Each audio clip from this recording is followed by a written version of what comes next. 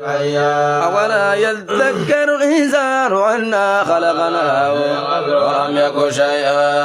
وربك لنحشرنهم والشياطين ثم لنحضرنهم حول جهنم جثيا لننزعن من كل شيعة أيهم أشد على الرحمن حتيا ثم لنحن أعلم الذين أولى بها سليا ويرثها كان على ربك حتما مقضيا ثم ننجي الذين اتقوا ونذر الظالمين فيها جثيا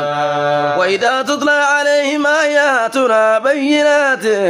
قال الذين كفروا للذين آمنوا أي الفريقين وأحسن نديا